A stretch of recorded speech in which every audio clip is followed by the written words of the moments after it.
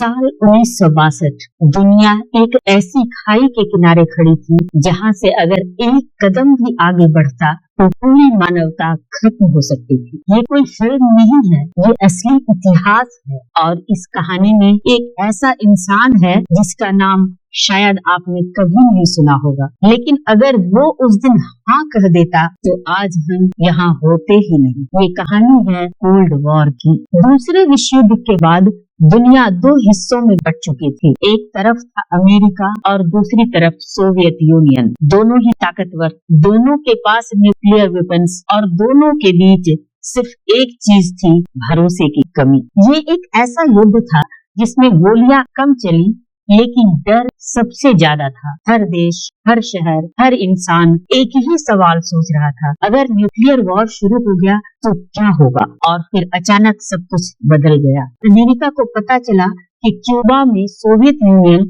गुप्त तरीके से न्यूक्लियर मिसाइल्स तैनात कर रहा है। क्यूबा अमेरिका से सिर्फ कुछ ही किलोमीटर दूर। मतलब अगर ये मिसाइलें लॉन्च होती तो अमेरिका के पास बचने का समय ही नहीं होता। ये खबर सुनते ही अमेरिका में हड़कंप मच गया। प्रेसिडेंट जॉन एफ कैनेडी ने तुरंत इमरजेंसी मीटिंग बुलाई। दो रास्ते थे, या तो क्यूबा पर हमला करो या फिर इंतजार करो। लेकिन इंतजार का मतलब था खतरा बढ़ाना और हमला करने का मतलब था वर्ल्ड वॉर शुरू करना। दूसरी तरफ सोवियत यूनियन भी पीछे हटने को तैयार नहीं था। उनका कहना था, अगर तुमने हमला किया तो हम भी जवाब देंगे। अब हालात ऐसे हो चुके थे कि बस एक चिंगारी चाहिए थी और पूरी दुनिया जल उठती। लोग पैनिक में थे, स्कूल बंद हो रहे थे, लोग बंकर बना रहे थे। हर किसी को लग रहा था अब अंत करीब है। इसी तनाव के बीच समुद्र की गहराई में एक सोवियत सबमरीन चल रही थी। गहरा अंधेरा, कम ऑक्सीजन और बाहर क्या हो रहा है इसकी कोई खबर नहीं।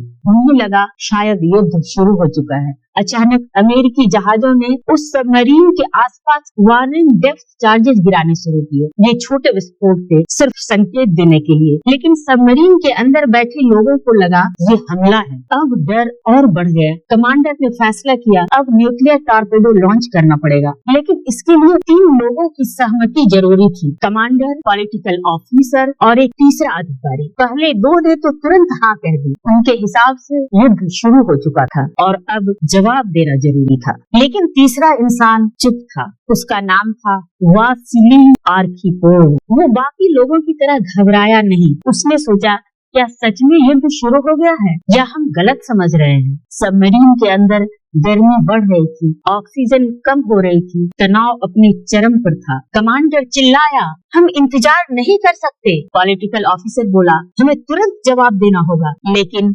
आर्खिपोव अब भी शांत था। उसने कहा, नहीं, हम लॉन्च नहीं करेंगे। बहस शुरू हो गई, आवाजें तेज हो गई, गुस्सा बढ़ गया। एक तरफ आदेश, दूसरी तरफ शक, एक तरफ युद्ध, दूसरी तरफ समझदारी। और वो हाँ कह देता तो न्यूक्लियर टॉर्पेडो लॉन्च हो जाता। अमेरिका जवाब देता, सोवियत यूनियन जवाब देता और फिर पूरी दुनिया एक चेन रिएक्शन में खत्म हो जाती। लेकिन उसने ना कहा। उसने इंसिस्ट किया, हम सरफेस पर जाएंगे और पहले सच्चाई जानेंगे। काफी देर तक बहस के बाद आखिरकार सब मान गए। सबमरीन धीरे धीरे ऊपर आई और जब सच सामने आया तो सब हैरान रह गए। युद्ध अभी शुरू ही नहीं हुआ था, वो सिर्फ वार्निंग सिग्नल्स थे। बस एक गलतफहमी जो पूरी दुनिया को खत्म कर सकती थी। अगर उस दिन आर्खिपोव डर जाता या जल्दबाजी में फैसला लेता तो शायद आज ना कोई शहर होता, ना कोई देश और ना हम।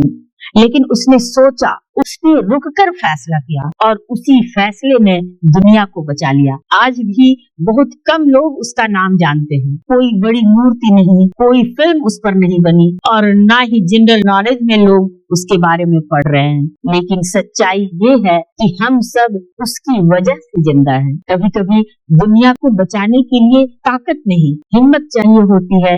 भीड़ के खिलाफ जाने की हिम्मत, हाँ के बीच एक ना कहने की हिम्मत।